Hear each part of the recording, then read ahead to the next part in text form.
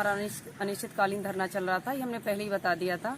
सबसे बड़ी बात यह है कि 1 महीना पूरा हो गया है और हमारी जीवीके कंपनी वाले जो HR हेड है मदन शर्मा जी, ये तारीख पे तारीख दे रहे हैं, तारीख पे तारीख दे रहे हैं। आप बताइए कि 10 तारीख दी थी, जो 24 तारीख पिछले महीने, तो हम 10 तारीख तक यहाँ बैठे थे। अब बताइए 10 तारीख से 11 हो गया, 12, 13, 14, 15, फिर 16 हो गया है।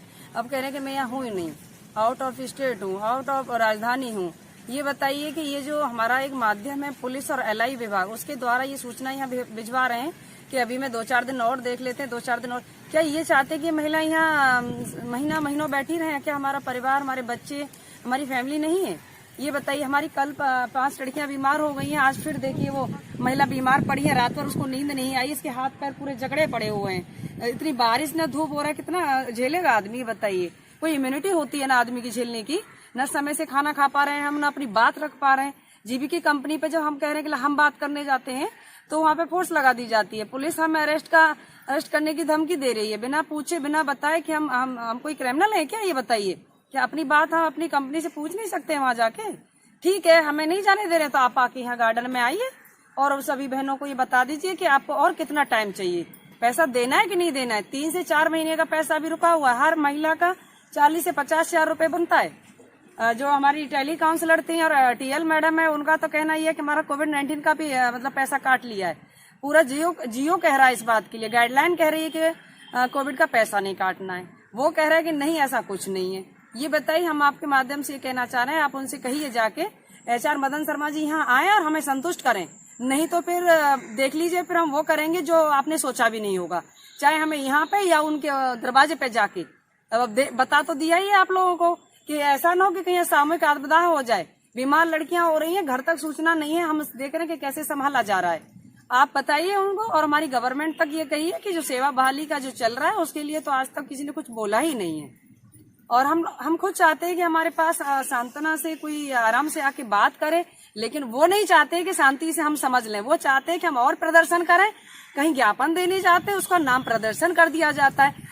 पता नहीं चल रहा है आदमी कोई कह क्या रहा है। मुझे ये समझ में आ गया, ज्ञापन देने को प्रदर्शन कह देते हैं, तो मुझे पता चल रहा है कि योगी जी तक हमारी बात को कैसे तोड़ मड़ोड़ के पहुंचाया जा रहा होगा। वो सही दिशा निर्देश से नहीं पहुंचाया जा रहा है। उनसे जाके LI विभाग क्या सूचना दे रहा है उनको, बात को एक कहते नहीं कि एक बतंगड़ बना के पेश किया जा रहा है। अगर ये कहा जाए कि हमारी बहनें शांति से एक सिस्टम के आधार से यहाँ बैठी हुई हैं, आपके कहने के अनुसार, आप सिस्टम से कह रहे हैं सिस्टम से चलिए, हम सिस्टम से चल रहे हैं, आप सुनना नहीं चाह रहे हैं, तो क्या चाहते हैं आप? हम यहाँ मर जाएं?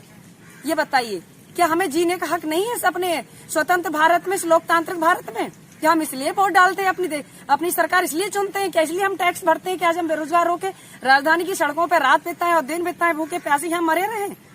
कोरोना में कितना पेपर में छापते थे कि पलायन करके इतनी महिलाओं को, इतने बच्चों को हमने पोषाहार का उनको सुविधा दिलाई है। हमें तो किसी ने यहाँ पानी तक भी नहीं दिया। देखिए, आप नजर मारिए, कहीं पानी की सुविधा है? यहाँ पे टैंकर भी उठा लिया गया है। 4 दिन का पानी यहाँ भरा रहता, सड़ा वो सड़ा पे उठा लिया गया है। ये क्या सुविधा है हमारी सरकार की? क्या सुविधा है हमारी पुलिस विभाग की? ये बताइए। पुलिस विभाग से बोलते तो कहिए कि आप अपना पत्राचार खुद करिए, हमारा इतना स्तर नहीं है मुख्यमंत्री जी तक अपना बात पहुंचा सकें। ठीक है, नहीं है तो आप जो हमारी सुविधाएं उन्हें तो मुहैया कराइए। हम बैठे हैं अपना, ये इको गार्डन धरना स्थल बनाया गया है, यहाँ पे सारी फैसिलिटी अवेलेबल होनी चाहिए, पानी की होनी चाहिए, छांव की होनी चाहिए, और हमारी बात वहां तक पहुंचाने की। जो हकीकत बात है कि हमारी सूचना का आदान प्रदान सही तरीके से नहीं किया जा रहा है, उल्टा तोड़ मड़ोड़ के बताया जा रहा है। मंत्रीगण हमारे मुख्यमंत्री जी तक क्या पहुंचा रहे, ये हमें नहीं पता है। मैं आपसे यही कहना चाहूंगी फिर से दोबारा से कि मुख्यमंत्री जी तक हमारी किसी भी प्रकार से मुलाकात अगर हो जाती है तो हम बता रहे हैं कि हम महिलाओं की जो सशक्तिकरण और आर्थिक सशक्तिकरण की बात है वो हमसे जरूर बात करेंगे और सही दिशा में ये महिला हेल्पलाइन जा सकती है। ठीक है, धन्यवाद। हम भी कुछ बोलना चाहते हैं। मदन शर्मा। मैं महविश सभा 181 महिला हेल्पलाइन लखनऊ से हूँ। हमारी अभी 2 ही दिन पहले जीवीके के HR हेड मदन शर्मा जी से बात हुई थी। हमने उनको अपने एंड से फोन किया था ये पूछने के लिए कि सर आप कब तक हमारा वेतन दे रहे हैं, अगर वाकई आपको कोई समस्या है, आपको गवर्नमेंट से पैसा नहीं मिला है तो आप हमें एग्जैक्ट सही बात बताइए, बात क्या है, हम समझेंगे। आप हमारे सीनियर हैं, हमने 2015 से उस कंपनी में अपना समय दिया है, अपनी मेहनत दी है, तो हम समझेंगे। आप एग्जैक्टली सही बात तो हमें बताएं क्या है। लेकिन उन्होंने हमें फोन उठाते ही धमकी दी कि ऐसा है कि क्या नाम है तुम्हारा, और तुम जो वहाँ पर जितनी भी महिलाएं बैठी हैं उन सबका चेहरा और सबका मुझे याद है। अगर मुझे प्रोजेक्ट दोबारा मिल गया महिला कल्याण से 181 का, तो मैं सबके चेहरे याद है, मैं किसी को दोबारा रखूंगा नहीं। अब ये बताइए, यहाँ पर इतने समय से बैठे हैं, हम ये धमकी सुनने के लिए बैठे हैं इनकी? हम सांत्वना से, हम पोलाइटली इनसे बात करना चाह रहे थे फोन करके, और ये उल्टा हमें धमका रहे हैं। बदमाश है कौन? हम हैं कि वहाँ बैठे आचार मदन शर्मा है एचआर हेड? बदमाश है कौन? बदतमीज है कौन? हम महिलाएं बदतमीजी कर रही हैं कि खुद एचआर हेड बदतमीजी कर रहे हैं? उस पोस्ट पर बैठ करके उनको महिलाओं की स्थिति दिख नहीं रही, जबकि एक बार दो बार बंदा आकर के यहाँ पे देख करके गया कि हम सब यहाँ कैसी स्थिति में बैठे हुए हैं। क्या उसके घर में औरतें नहीं है? वो नहीं समझता औरतों की स्थिति, दिक्कतें क्या होती है उनको बाहर बैठने से, और हमें धमकी देता है नौकरी की कि नौकरी दोबारा देंगे नहीं अगर मिल गया।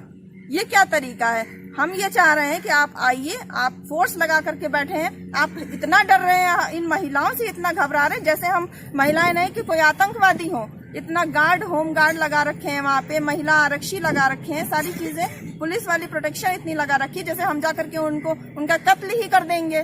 ठीक है, आप मिलना नहीं चाह रहे हैं, हमको नहीं आने दे रहे हैं, आप यहाँ अपना गार्ड लेकर के आइए, यहाँ पर हमसे बात करिए, हमसे समझौता करिए, क्या चाहते हैं आप? इस तरीके से आप छुपे बैठे रहेंगे बिल में, हम यहाँ बैठे रहेंगे, ऐसे कुछ नहीं होता। चोरों की तरह मुंह ना छुपाएं।